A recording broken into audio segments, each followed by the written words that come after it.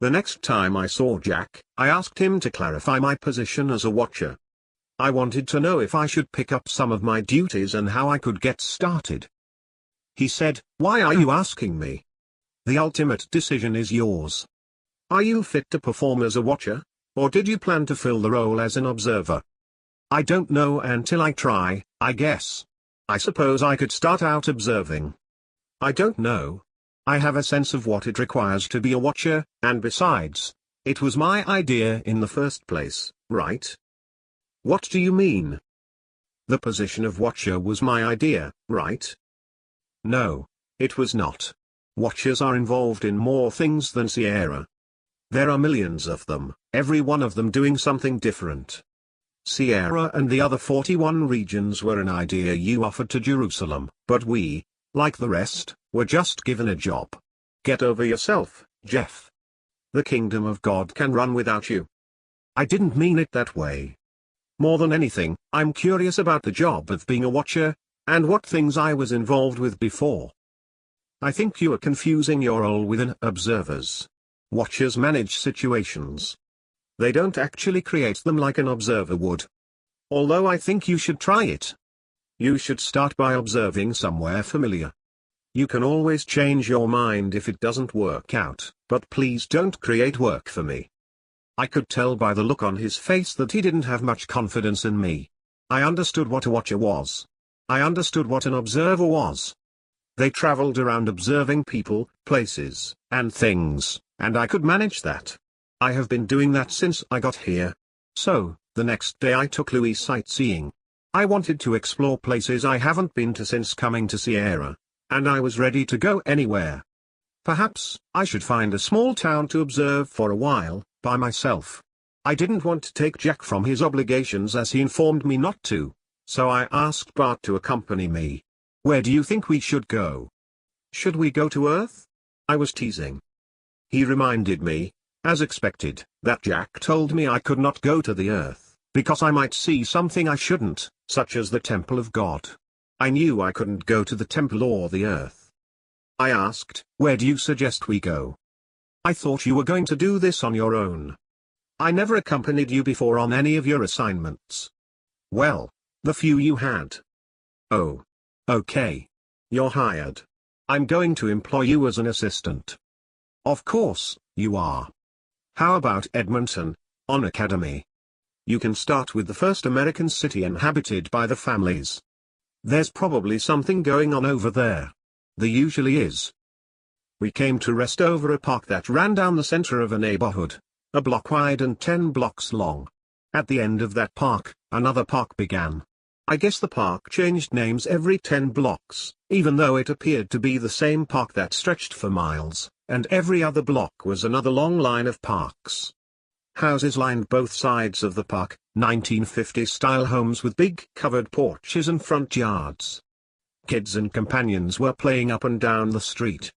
Families were having picnics in the park, and others were in their front yards watering or working in the gardens. The time frame seemed different. I asked Bart, is this a different time? No, it's not. It's just the neighborhood hasn't changed for 200 years.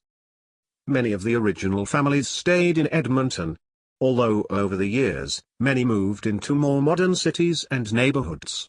There was no set criterion for how or where anyone should live. Citizens weren't confined to Sierra. One could even decide to move back to Earth, only they needed to promise to keep Sierra and the other regions a secret. Bart said that he knew of 6 people who had moved back to the Earth. 5 of them moved back to Sierra. The 6th one got married on Earth and her husband refused to move here. He said, I suspect she will be back. I would like to go to the Earth, to see how it has changed. I'd really like to go to the temple in Jerusalem and see Christ's throne room. I did many times in my dreams. I think it's unfair. Bart said nothing. I don't think he really understood how important that would be to someone like me. As we walked, I looked at the houses, how old-fashioned they were. It was heartwarming to look at them and seeing families living in them. Trees lined both sides of the park, shading the entire street. Well, it was not a street. It was more like a wide cobblestone walkway, no cars allowed. The streets provided a place for the transportation vehicles to land. 2 of them landed while we walked. Several of the yards had stone or brick walls in front. I always like yards with high stone walls. We stopped to talk with a young man out mowing his lawn. A young Malamute puppy was lying up against a brick wall next to the sidewalk, absorbing the cool stones shaded by the trees. I bent down to pet the pup. I noticed the young man was mowing with an old push mower. When I was a youngster, I had a lawn mowing route. I used a push mower like the one he was using. I love old push mowers, I said to the young man. What I remember most was the shooish sound the blades made, metal against metal, as you pushed and then pulled them back. Push mowers were all I had back in my day. I did not like the power mowers at first and told my customers they nicked up the yard. Since, I have grown to love their sound, being they were among the first sounds of early spring, which meant winter was over. Their sound became as natural as the season itself. We talked a while as I petted the pup. Then, a woman yelled from the park across the street. "Hey John, lunch is ready. Bring your friends with you." Evidently, a few of the neighbors were enjoying a barbecue. I strolled over with John to a long picnic table arrayed with all kinds of food, fried chicken, potato salad, and many kinds of homemade goodies. As I took my seat, I heard a small voice. "Hey mister, want some fish?" I caught it myself. I glanced down at a young blonde-haired boy standing next to me, peering up at me with a wide grin, carrying a plate of grilled trout in his hands. "Yes, I would like some. Thank you." The picnic was perfect. We talked and laughed for 2 hours. What a nice neighborhood. When we finished with lunch, we said our goodbyes. Bart and I wandered around for another hour. It would have been nice to experience more of Edmonton, but Bart suggested we go to another neighborhood, particularly since there was nothing observable happening in Edmonton. I asked, "Why?" "You'll find out. Didn't you want to look around?" It surprised me when we passed over and then landed in the Chinese city of Hubei, next to an enormous palace with a massive square. We sat Louis down next to a set of huge wooden gates and an immense stone wall encircling a massive Chinese palace. Once through the gates, I caught the smoke and aroma of food from hundreds of street peddlers. A group passed us carrying jianbing, a Chinese street food comparable to a grape. It virtually made me wish I hadn't just eaten. Thousands of people were meandering around the square. A wide tile path stretched in both directions from just inside the gate. It was as wide as a 4-lane highway. Once we crossed it, we walked down 15 steps to the main square. Directly across from the gate was the Grand Palace. It took up 1/3 of the compound. The people climbing its stairs looked like insects. Personally, I was not as enamored with the palace as I was with the other buildings lining the square. Restaurants and shops were painted red, green, and brown, with colorful paper lanterns swinging from one end to the other, looking as if they came right out of an ancient dynasty. Every vendor wore a straw hat, each one crying out for customers to come to buy their wares. I went looking for a straw hat. Every 25 yards was an oriental garden, with fountains and benches for relaxing. A few individuals were raking sandpits, placed throughout each garden, but most sat on the benches talking and eating their Chinese fast food. I suspected a majority of the people to be sightseers, many of whom carried bags while passing from shop to shop. We entered a shop, and I got a pouch of rice candy, and then we continued wandering around the square for another 2 hours. I said, "I don't think I'm qualifying as an observer. Observers generally take up residence in one place and stay there for a period. I'm pretty certain this isn't what I'm supposed to do." "That's true, but it seems to me you don't currently have a place in mind. Edmonton didn't need your help, so I'm taking you sightseeing so you can pick a place to settle. Isn't that why you asked for my help?" "Well, yeah. I think we should have stayed in Edmonton for a while longer, at least a couple days." Again, it was clear Edmonton didn't need an observer, so why stay there?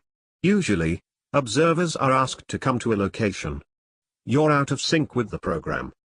Are you going to be a problem, Bart? I'm not the one being difficult. I'm trying to help. I concluded that if we went to several places, you would select one to observe. Maybe we could find something to get involved with, perhaps not. I don't know. Have I ever asked for your help in the past? Not really. However, I recall, out of the 6 times you went on assignment, you never stayed in one place for more than a few days. That's it? That's all the assignments I had? Yes, because you normally sent other observers on assignment. That was your position. It was not your responsibility to go into the field. Remember, sir, you run the program. Sir? Maybe I should have asked Dana for help, but you're right, and I apologize. Show me around, and I'm sure we'll find something to do. Yes, sir, as you wish. Stop that. Bart convinced me to tour of the rest of Hubei, so we exited through the gates and called for Louis. The rest of downtown Hubei, being 4 times the size of the square, looked to be quite ancient because of its architecture, but I detected nothing archaic about the people. Once in the suburbs, the neighborhoods looked different. Houses lined the streets, with yards, sidewalks, and parks. It seemed average. I, being an American by culture, watched for similar areas I was used to. I discovered nothing unique in the burbs. Every culture existed in Sierra, and we did not draw boundary lines on stature, but culture, and anyone could live in any culture desired. Some adventurous citizens elected to live in a different culture than the one they were raised in. The rest, because it was natural, preferred to live as they remembered their own homes, their own countries, which made practical sense. When we left Hubei, I saw hundreds of attractive Chinese cities. I suspected the Asian population was the largest community in Sierra. Bart told me the Asian people comprised over 20% of the overall population. Sir, the adult population in many Asian countries back on Earth was practically wiped out by the Great War. Consequently, most of the orphan children left were of Asian lineage. It only seemed natural. I agreed. Next, Bart took me over to the European continent on academy, called Calabria. We stopped in a modest village called Vinello, close to the base of the Alto mountain range. Vinello was a gorgeous town with all the markings of a European village, with its cobblestone streets and masonry buildings. Every balcony window displayed hanging gardens. The town was flanked on 3 sides by rolling hills laced with vineyards, and the municipality itself was quite hilly. To the one side, north of the city, was the high Alto mountain range. The range stood practically straight up 15,000 feet into the sky. It was white-capped and frequently disappeared into the clouds, as if the sky stretched a cap over them. Often, when the wind came out of the north, you felt the cool breeze carrying the wonderful smell of fresh snow. Bart pointed out a little bistro. So, we sat to have a cup of coffee. I drank coffee while Bart educated me about the country of Calabria. While sitting, we struck up a conversation with the group of mountain climbers. Many mountaineers stayed in the small bed and breakfasts there. Since the Alto Mountains had the highest peaks on Academy, many climbers had to scale them. I asked the young men why they climbed. Because it's there, they answered. I said, that's a well-known familiar term. Martin, one of the climbers, said, that's always our reason to climb. Afterward, I said, I suspect mountain climbing was a sport for mortal men because an immortal could be at the top in a blink of an eye, or one might take a transport, cancelling the tremendous work. After a brief pause, Martin answered, yeah, I guess there are advantages to being mortal. Then he chuckled. I smiled and concurred with him. As they left, I hollered, have a great climb, before they disappeared around the corner. I could have said break a leg, but it might have been the wrong term for the situation. Bart continued filling me in on the area and how climbing was pertinent to the livelihood of Vinello. As I sat listening, I ordered warm bread with garlic and olive oil. It was perfect at that moment. I would have offered Bart some, but companions don't eat. I felt bad for them. Dana and others like her were excellent cooks, but that was accomplished through smell, not taste. It was one important element of life that they clearly missed out on. To me, that was comparable to being blind, or deaf. Companions could smell and had a sense of touch, but they had no need to eat. How sad. Often, I forgot they weren't human. It was complicated at times. I could understand someone growing to love them as much as any other family member. I looked at Bart. Thanks for coming with me. My pleasure. Perhaps we should have done this sooner. Yes, you're probably right. As Bart continued talking, I watched the local citizens, how they interacted with one another. Something about them was clearly Italian. I thought, what a contrast of people one could discover at any moment. Academy was the only planet in Sierra with all the diverse cultures on its surface because all the first settlements were still there. Again, many remained and continued living in places like Edmonton after the rest moved into different areas of Sierra. Academy was the only multicolored marble in Sierra. As I sat listening to Bart, I knew everything he said was both fresh and familiar in my mind. As soon as he mentioned a place, a person, or a thing, it was like he told me something I already knew. I continued suffering from readjusting my mind as I kept asking myself, how is it possible that I recognize these things? After another hour, we left town. I told Louis to fly over the mountains when we left. They reminded me of the Alps in their height and sharpness. I thought it would be interesting. Once above them, the mountain tops were so white it hurt my eyes to look at them. We closed in on one where we saw several black dots on top. It turned out to be a dozen climbers who just reached its peak.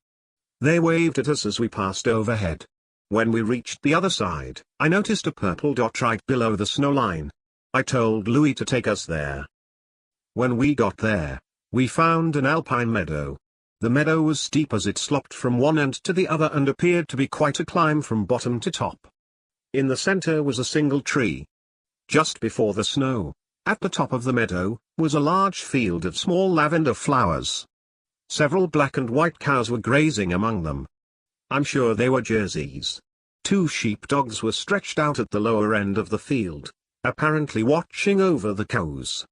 At the bottom end of the meadow was a barn. It was an average-size barn attached to a small cabin. Along the left side as we faced the lavender field was a fast-flowing creek that began where the snow ended and continued down the mountain. I assumed it was runoff. It was light blue, almost white. I imagined it was freezing. We came to rest in the middle of the field next to the tree.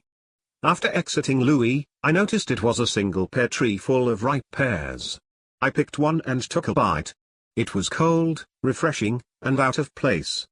As we were looking for the next best pear to pick, a large blonde-haired man came walking up from behind us. Hi. I don't get many visitors up here. Are you looking for me? No. We saw the purple flowers and stopped to look. Then, I noticed the pear tree and helped myself to one. They're good. Aren't they?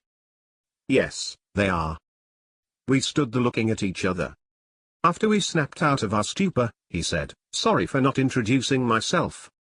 I'm not used to having people around when I'm up here. My name is Philip T. People call me Phil, and yours? Hi Phil, my name is Jeff Flake. With a very strong grip, he shook my hand. Okay, I know who you are. What brings you this way, Mr. Flake? Well, my companion, Bart, and I are just traveling around Academy checking things out. It has been too long since I've explored Academy, and I thought it was time to reacquaint myself. Well, welcome to my little space in heaven. Thank you. This is a beautiful place. What do you do up here? He pointed at the cows and the flowers as he answered, I bring the cows up here every spring. They gorge on the lavender flowers that only grow in this little meadow, from the middle of May to the end of July, and that's it. They grow nowhere else that I know of. As a profession, I make cheese, and the flowers add a sweetness I can't get anywhere else. They also add a beautiful lavender tint to the cheese. Wow! What kind of cheese do you make? It's a kind of brie. I call it lavender brie. These flowers give me about 1,400 kilos every year of my special blend. Do you live up here year-round? No, I live in a small village called Further Than, about 10 miles down at the base of the mountain. Further Than? What kind of name is that? It kind of grew on the settlers there. It seems everyone who ever lived there said it was further than they had ever been before, which referred to the remote situation of the village. Whatever that means. Good thing they didn't name it whatever. That would be kind of rude. Don't you think? Of course. I didn't know if I should laugh. It was hard to keep a straight face. Once the flowers are gone, I take the cows back down to my farm just outside the tiny village of. He paused, then looked at me and said, "Further than." He broke out laughing. I joined him for a moment, but not too much because I didn't want to overstay my welcome. He told me he had been coming to this little patch for 163 years, which I thought was amazing. I asked, "So, the flowers grow nowhere else?" "That's right. I figured that all over heaven there are little pockets of miracles. This little patch of flowers is one of those miracles, for me, anyway." Then he told me his story. I was a corrupt politician back in Chicago in the 1950s, and I was involved with just about every mobster alive at the time. I chased women, drank until, and after, the bars closed. The cops knew me and were afraid of me. I never got pulled over, no matter how drunk I was. That would have been a death sentence for some young police officer. That was the horrible influence I had. I was middle management for bribes and extortion of other politicians. One day a rival mob boss, my boss, put a hit out on another. Instead of killing the other boss, his crew shot up a car carrying a young family. I confronted him, and he didn't seem to care. When I saw the picture of that beautiful family, who was taken from the earth because of someone's sick hatred, I decided I could not live like that any longer. The faces of those young children were more than I could bear. That's quite sad. Yes, it was, especially after I attended the funeral of that young family. I was heartbroken by what happened to them. While at the funeral, the sister of the young man stood up and explained how the family lived their brief lives for Christ. She cried with such brokenness. It tore me apart, but all the while expressing her faith and the faith of her brother and his family. I could not resist what she was saying. I thought to myself, how in this world can life be safe for such as this young family? There must be a better way, a better place. I cried out inside, knowing I needed God, knowing He had to have something better than this world offered. I sensed that in the words of the young man's sister. It was as if she was speaking to me. I felt a great deal of turmoil for myself and that young family. I now understood that He was the only way I could turn my life around. Before that moment, I was rich and a popular individual. I craved the nightlife and rubbed noses with the elite of the city. I was comfortable being around wealth and the finer things in life, but I became empty, lost, and desperate. One day, I confronted my boss again, who put out the hit. I told him I wanted nothing more to do with that life. I told him I was going to look into what God had for me, and that's what I did. Did he just let you go? Oh. No, he didn't. Larry had me murdered 2 days later, and here I am, he answered chuckling. Larry had ice water in his veins. Now, this is my life. This meadow is my miracle. Do you know what's funny? My best friend and I, here in heaven, visit that family every November for what we call Thanksgiving. It's still a holiday for most Americans, and my favorite time of the year being with them. I thought about being with my family at Thanksgiving and how I longed to be there. He said, I can't think of a more rewarding life than the one I'm living now. I didn't respond as I was deep in thought. After a momentary pause, he asked, aren't you going to ask me who my best friend is? No, should I? Is it someone I know? I don't think so, but you might find it interesting. Okay, who's your best friend here in Sierra, Phil? He laughed and laughed so hard and loud. I'm sure it echoed all the way down the mountain. He was laughing and praising God until he almost cried, and then shouted, Larry. I didn't catch it at first. I thought about it for a second, and I laughed at the irony. We both laughed and praised God for a long time. How in the world could such things happen? Larry wondered how I could give up such a great life for God, of all things. So, he looked into it, out of curiosity. The deeper he looked, the more God convicted him. One day a light went off, and he realized who God was. He hated what he found at first, but he eventually repented and turned his life over to Christ. Afterward, He turned himself into the police, assuming he needed to make reconciliation for his many criminal acts. He spent 3 years in prison, during which he started a prison ministry. He should have spent the rest of his life in prison, but I guess God had different plans for him. After he got out, he continued his prison ministry and spent the next 3 years on the street preaching about his conversion. The one boss who he tried to have murdered, heard him one day and made fun of him. Then a miracle happened right there on that street. Larry led him to the Lord. He led many bad people to Christ. The remaining mob bosses had him and the other mob boss, Elliot, murdered because they were converting all of their associates. Many of them, after being converted, came forward to law enforcement. Larry was the most dangerous man in all of Chicago. He stopped laughing and looked at me. I could not be more grateful for what God has done in my life and that one man, whom he had given me the honor of mentioning, Christ. I agree, God can do so much with the right clay. That evening Phil and the dogs rounded up the cows and put them in the barn. Phil and I talked into the night.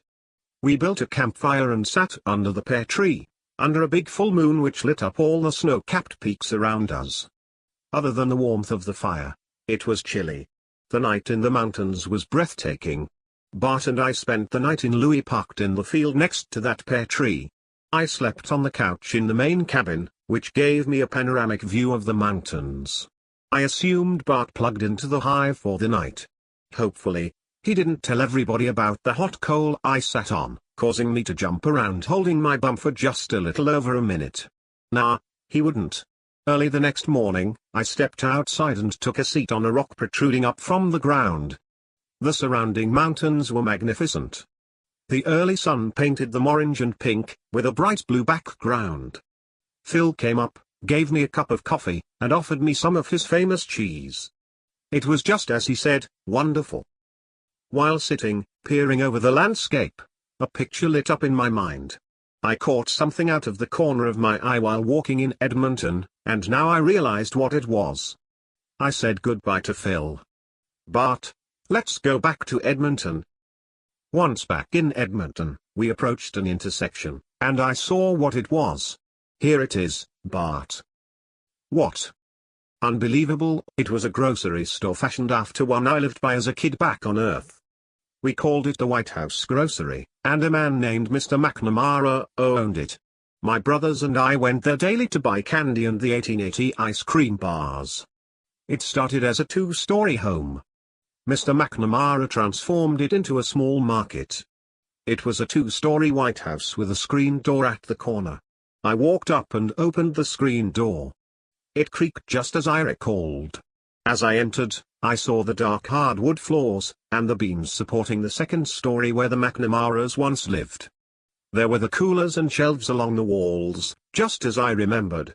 By the front door were 2 bay windows, one on either side of the door. They were cut right into the corner of the building, above a small cement porch. A companion, or a person who resembled Mr. McNamara, tall, heavy-set, with silver hair, and wearing a white shirt, stood at the counter in the middle of the room.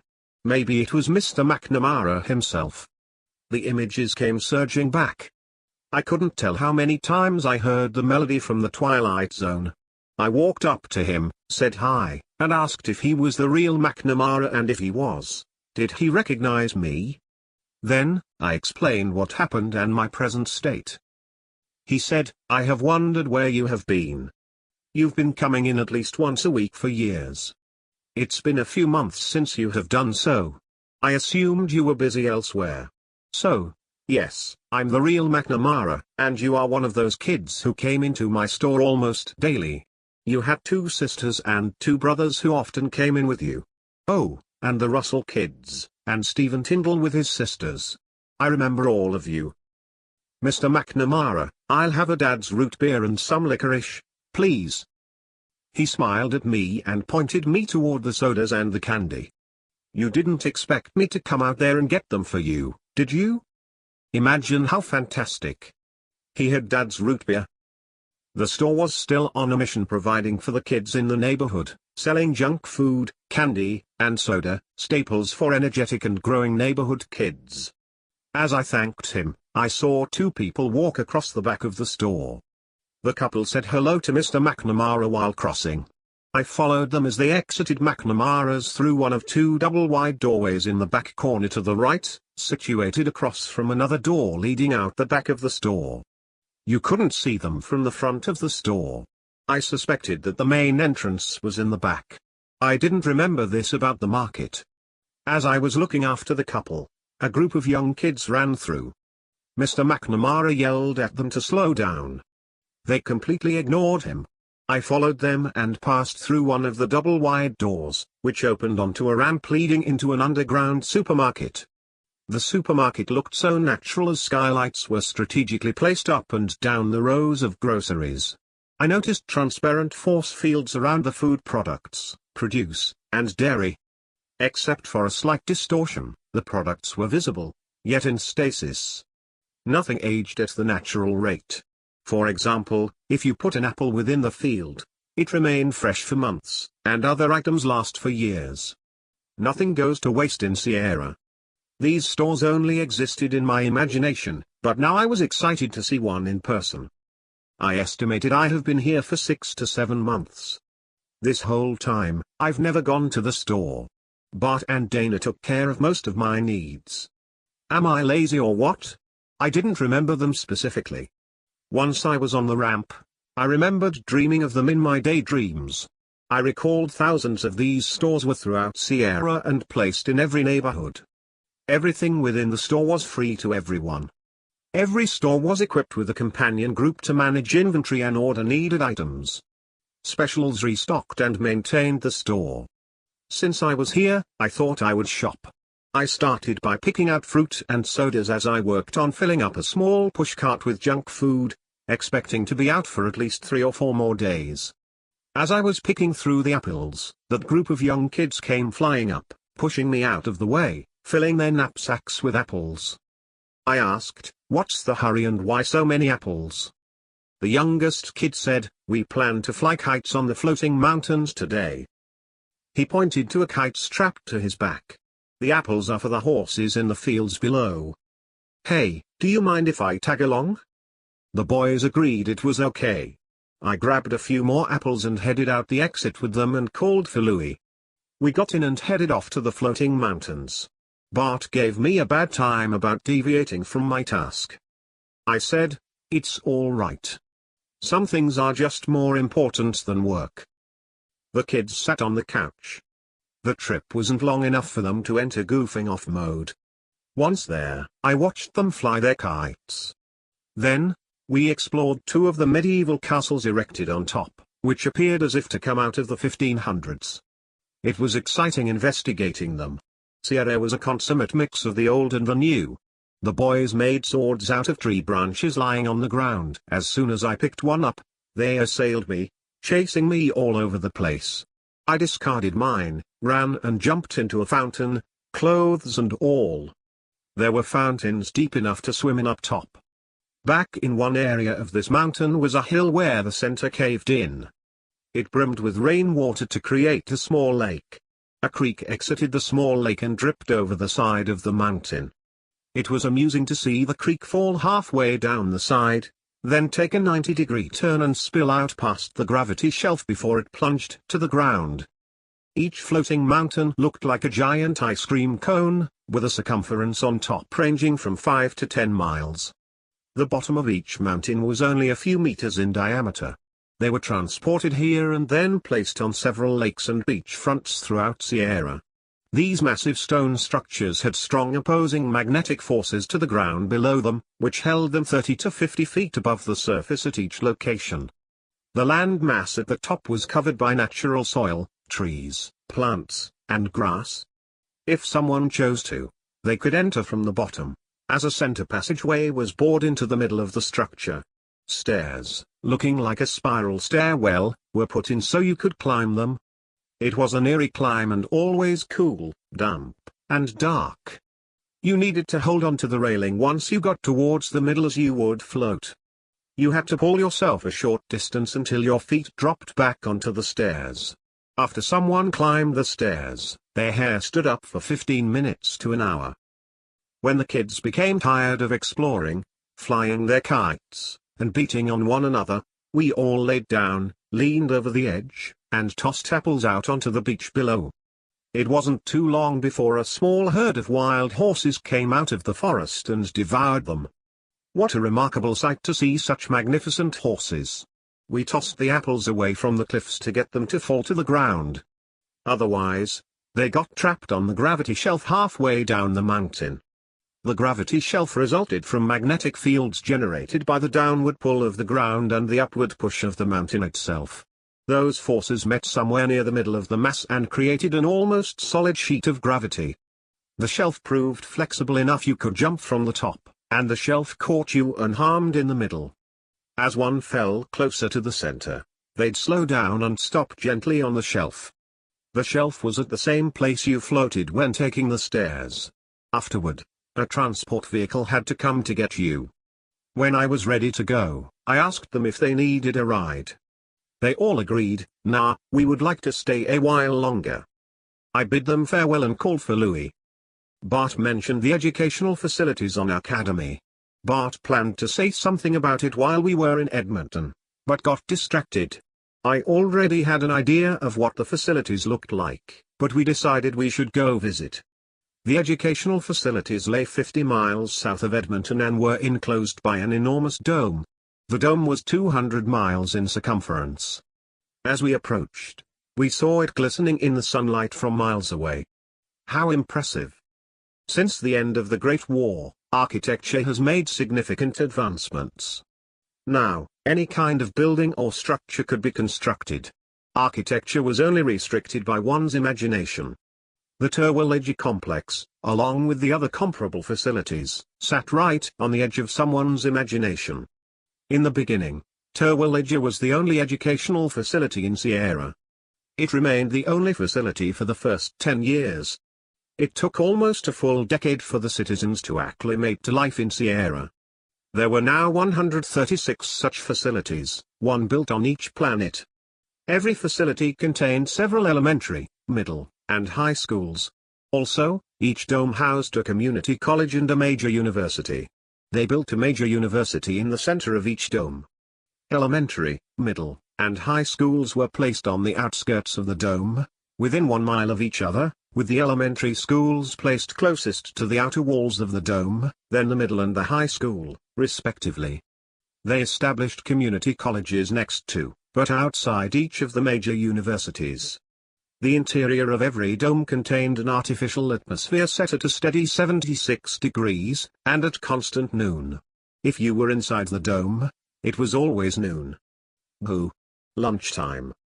Although children attended classes all hours of the day, their attendance depended on the time zone they lived in, and whether they lived within the educational boundaries of each facility. For that reason, the interior time of each dome was set so students would not have to deal with the different hours of the day. It allowed children to attend school during normal daylight hours, 24 hours per day. By the year M206, there were only 65 million people living in Sierra, 32 million were children attending grade through high school. 10 of the educational facilities could handle 32 million children, so many of the kindergarten through high school buildings were vacant. Transportation vehicles or school buses picked children up at 8 a.m. Each bus transported 200 students. Designated areas were designed in each neighborhood for bus zones. Then the students were delivered to assigned spots outside the dome. The parking area surrounding the dome was more than ample to park all the transportation vehicles and more. We landed in a parking lot at least 200 feet wide and circled the entire dome. A spacious section of grass sat between the lot and the dome. Brick walkways led from the parking lot, 20 feet into the grass, ending at small stone structures with automatic doors. 2,500 of those small buildings surrounded the dome. Each one was an entrance to the subway system. The underground system was carefully marked and simple to follow. Should a student get disoriented, their companion always knew where to go. Also, along the walls inside the subway system displayed well-lit pertinent entrance and exit information, along with lighted maps of the area immediately above that location. Inside the dome was a corresponding small building with matching numbers to the exterior entrance, numbered from 1 to 2500. School buses parked in assigned areas to unload students, who used the exterior entrances and connecting subways to locate their school.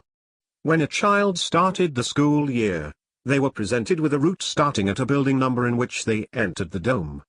That was the starting point for each student.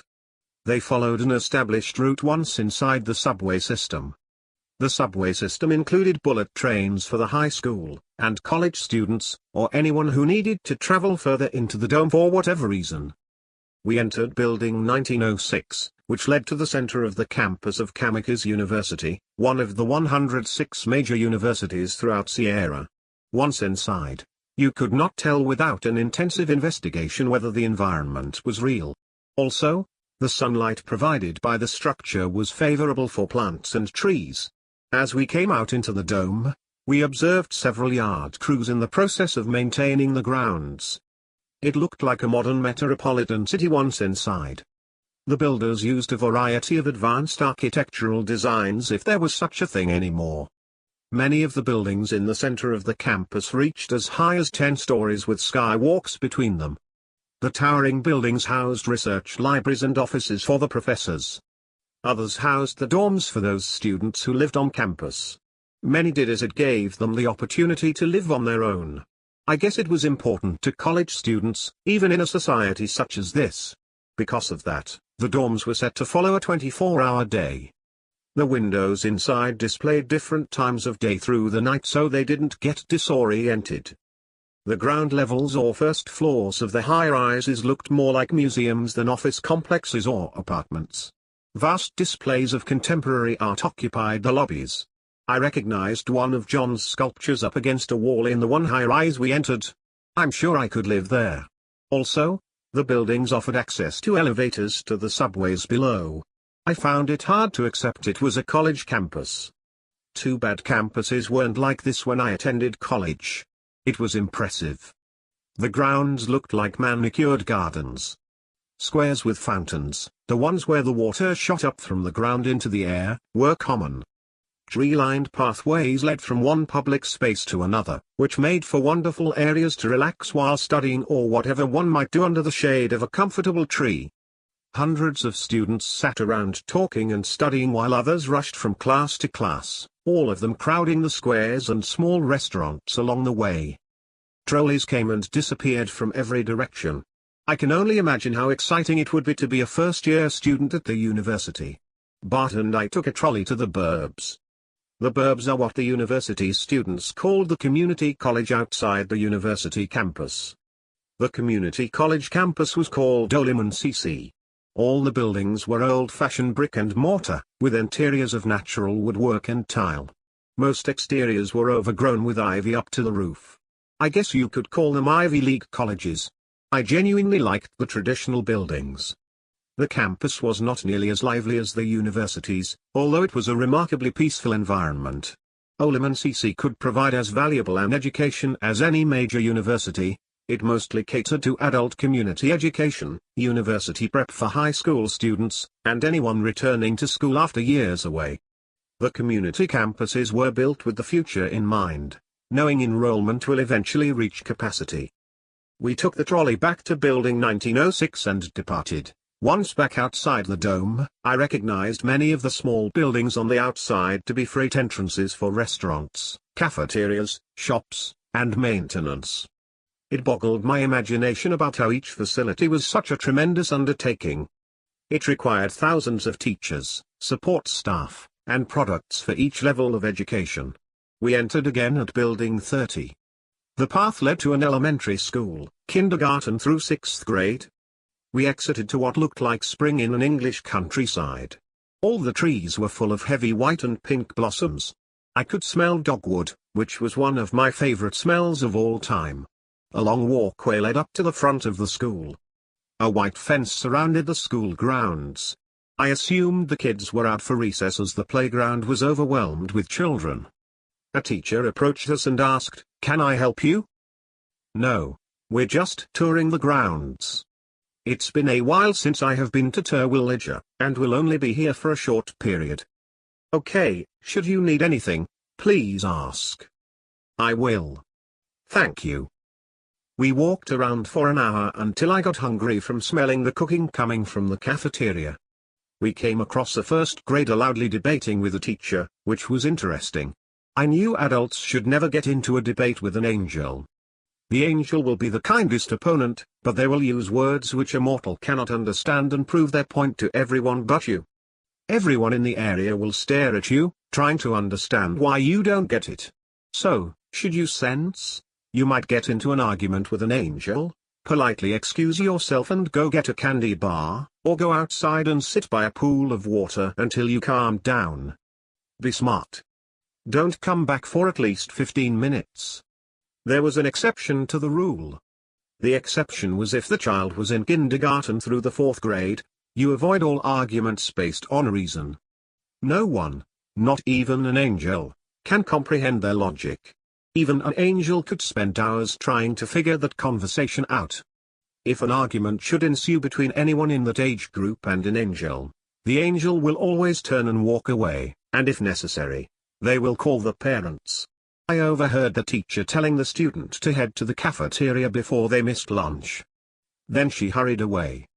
We walked through the grounds and buildings. We came across a group of 5th graders discussing basic physics. I knew this because the one with the smirk asked me, "Do you understand what effect intelligence has on the second law of thermodynamics, and how to measure it?" "But, I've had enough." We left. "Sir, would you like to see one of the newer facilities?" "No. I'm sure when you've seen one, you've seen them all. 5th graders, indeed. I think I've had enough observing for this trial run. Let's go home. I'm tired." It was nice to see Terwilliger, the first campus, and like everything else since coming to Sierra, it felt like constant déjà vu. Once back on Louis, I asked, "Where should we go next, Bart?"